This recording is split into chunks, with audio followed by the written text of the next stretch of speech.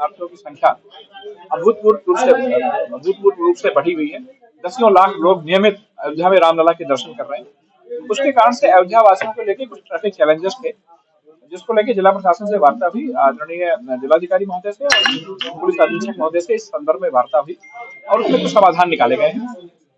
लोगों की स्वास्थ्य संबंधी चिंताओं को देखते हुए सभी महत्वपूर्ण बिंदुओं पर दीनबंधु तिराहा, लता मंगेशकर चौक, सरयू घाट, भरत राजा दशरथ महल, हनुमानगढ़ी, असरफी भवन, केढ़ी बाजार, विद्या कुंड, इन सभी स्थलों पर हम लोगों ने एम्बुलेंसेस की व्यवस्था की है, जहां पर 24 घंटे एम्बुलेंसेस हमारी तैनात रहेंगी। किसी को भी कोई स्वास्थ्य संबंधी दिक्कत हो तो इन एम्बुलेंसेस से संपर्क कर सकता है और वह एम्बुलेंस उनको जहां पर भी उनको स्वास्थ्य संबंधी उपचार मिलेगा वहां पर उनको लेकर जाएंगे। लता मंगेशकर चौक पे हमारी लाइफ एडवांस सपोर्ट सिस्टम की जो एम्बुलेंस होती है वहां पर वह भी खड़ी रहेगी और किसी को दिक्कत होगी तो वो उनकी सेवा करेगी। अयोध्या नगर में जो विभिन्न कट है, जो बैरिकेडिंग को बंद करके रखा, जो दाएं से बाएं नहीं जाया जा सकता, बाएं से दाएं नहीं जाया जा सकता है, इन सभी कट पे, वो चाहे प्रमोद वन का है, चाहे पोस्ट ऑफिस का है, चाहे देवकाली का है, चाहे तुलसी उद्यान का है, इन सभी कट पे 15 से 20 मिनट के अंतराल पे अयोध्या नगर के वासियों को उनका आधार कार्ड देखने के बाद उनको दाएं से बाएं, बाएं से दाएं आने जाने दिया जाएगा। एक टाइम इंटरवल फिक्स करके उनको इधर उधर पार कराया जाएगा। सारे कट पे हम लोगों ने मूवेबल बैरियर लगाने को कहा है, वो हमारी कल ही बात हुई थी और वो लगाई भी जा चुकी है। मूवेबल बैरियर होने से उसको हटाना आसान रहता है और यह बात हमारा जो पब्लिक एड्रेस सिस्टम है, जो वहाँ पे अनाउंसमेंट होता है, उससे बार बार इस बात को अनाउंस किया जाएगा, इससे अयोध्या वासी को इधर से उधर आने जाने में कोई असुविधा नहीं होगी। अयोध्या में जो एंट्री पॉइंट है, जैसे दीनबंधु तिराहा, जैसे रामघाट चौराहा है, जैसे विद्या कुंड है, जैसे गैस गोदाम है, साकेत गैस गोदाम है, जैसे असरफी भवन है, जैसे राजघाट है, इन सभी और साकेत पेट्रोल पंप है, इन सभी एंट्री पॉइंट्स पे अयोध्या वासियों के आधार देखने के बाद कुछ अंतराल के बाद इन सभी एंट्री पॉइंट पे बाइक और उनकी गाड़ियों को अंदर आने दिया जाएगा। लेकिन वह अंदर आने की सुविधा रामपथ के लिए नहीं है, वह जहाँ पे गलियों में उनका घर होगा वहां तक उनको जाने दिया जाएगा। इन केस मान लीजिए कोई गोंडा बस्ती से आ रहा है और उसको जाना है रामपथ की दूसरी तरफ, तो उसे फिर उदया से घूम के गैस गोदाम वाला रास्ता ही अपनाना पड़ेगा, क्योंकि रामपथ पे जिस तरह की भीड़ है उस तरह से लोगों को इधर उधर आना जाना संभव नहीं है।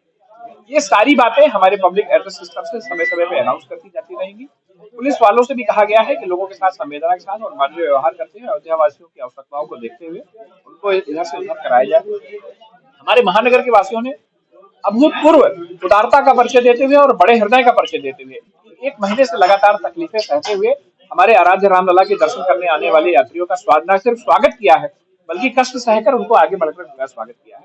इसके लिए हमारे पूरे महानगर के वासी बहुत धन्यवाद और उनका हम लोग आभार व्यक्त करते हैं कि वो जिस तरह से इन विपरीत परिस्थितियों में, इन स्थितियों में भी हमारे साथ खड़े हुए हैं और लोगों का स्वागत कर रहे हैं। उनका बहुत आभार और धन्यवाद है।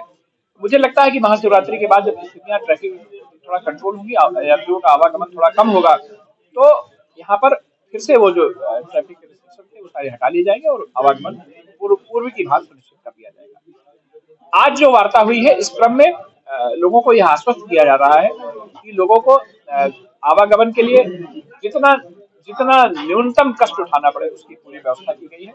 इसके बाद भी अगर कोई चैलेंज आता है तो उसको भी वार्ता करेंगे। सर, आपको कुछ नंबर जो है डिस्प्ले किया है, अगर इन केस कोई समस्या होती है तो उससे बात कर सकते हैं इमरजेंसी। देखिए, मैंने अपना व्यक्तिगत नंबर भी दे रखा है और मेरे जितने मेरे सहयोगी स्टाफ है उनका भी नंबर दे रखा है। किसी को भी अयोध्या नगर के रहने वाले किसी भी व्यक्ति को कोई भी मेडिकल से संबंधित, शिक्षा से संबंधित कोई भी इमरजेंसी है तो मुझसे सीधे संपर्क कर सकता है और उसका आवागमन है। महाराज, मेला अंतिम दौर पे चल रहा है, ये निर्णय आपकी लिया गया? भाई, मेला अंतिम दौर पे चल रहा है, ये कौन निश्चित करेगा? किसी को उम्मीद थी क्या कि पूर्णिमा के बाद इतनी भीड़ बढ़ेगी? किसी को उम्मीद थी कि मौनी अमावस्या के बाद इतनी भीड़ बढ़ेगी? ये निर्णय पहले होना चाहिए। ये मेला अपने आप में अप्रत्याशित है। हर बार मेला होता था कि भाई मौनी अमावस्या के 2-4 दिन बाद ये मेला खत्म हो जाएगा, लेकिन मेला अभी भी चल रहा है और इस बात की भी कोई गारंटी नहीं कि 26 मार्च शिवरात्रि के बाद ये मेला खत्म हो जाएगा। कई बार आपने देखे, हमने कई बार वार्ता की है, हर बार हमारी वार्ता होती रही और हर वार्ता में कुछ न कुछ सहूलियतें मैं अयोध्या नगर के लोगों के लिए हर बार उपलब्ध कराता हूं। के देहांत के बाद ऐसा निर्णय लिया गया? देखिए, वो एक दुर्भाग्यपूर्ण बात थी, उसमें नहीं होना चाहिए। लेकिन आप हमारे प्रयासों की लगातार निरंतरता पे आप उससे इनकार नहीं कर सकते। मैं उसको लगातार सोशल मीडिया पे शेयर भी करता रहा हूँ। और आप विश्वास नहीं करोगे, मेरा एक ऑफिस के लोग बैठ के दिन भर अयोध्या में शादियां कैसे हों, उनकी गाड़ियां कैसे हैं, इसको सुनिश्चित कराते हैं। और आप भी मतलब जिला प्रशासन की जो स्थितियां हैं, उसको भी समझने का प्रयास करें। 10 लाख लोगों को रोज बिना किसी विशेष असुविधा के दर्शन कराना भी अपने आप में एक चैलेंज है। वो लोग उसको भी कर रहे हैं, और अयोध्या नगर के लोगों को कोई असुविधा न हो, इसका हम लोग इससे समझने का भी प्रयास कर रहे हैं। और इस बात की कोई गारंटी नहीं है कि महाशिवरात्रि के बाद यहाँ यात्री आने वालों की भीड़ खत्म हो जाएगी। अयोध्या में जो स्थितियां हैं, प्रयागराज में जो स्थितियां हैं, बनारस में जो स्थितियां हैं, विंध्याचल में जो स्थितियां हैं, मुझे लगता है कि अभी ये महाशिवरात्रि के बाद भी ये स्थितियां ऐसी चलती रहेगी, और यहाँ पे दर्शनार्थियों का आने वाला क्रम ऐसे बना रहेगा। तो उन सब चीजों को देखते हुए अयोध्या वासियों को न्यूनतम सुविधा हो, उसका प्रयास अभी भी किया जा रहा है। आगे और भी कोई चैलेंज आएगा तो उसके लिए संवाद करके प्रयास। महापौर जी, अवैध जो होटल है उसमें जो अवैध वसूली हो रही है, इस पर क्या कहेंगे जी? जिला प्रशासन से वार्ता के क्रम में एक बाइकर्स की बात, ई रिक्शाज की बात, होम स्टेज की बात, या जो भोजन कराते हैं उनकी बात, ये इसकी अनियमितताओं को लेकर चर्चा हुई। इसको लेकर भी हम लोग जल्दी कोई आपको रिजल्ट। अवैध पार्किंग अवैध पार्किंग में तो हम कार्रवाई ही कर चुके हैं, अवैध पार्किंग में हम कार्रवाई भी कर चुके हैं, और आगे भी हम लोग उसको नियमित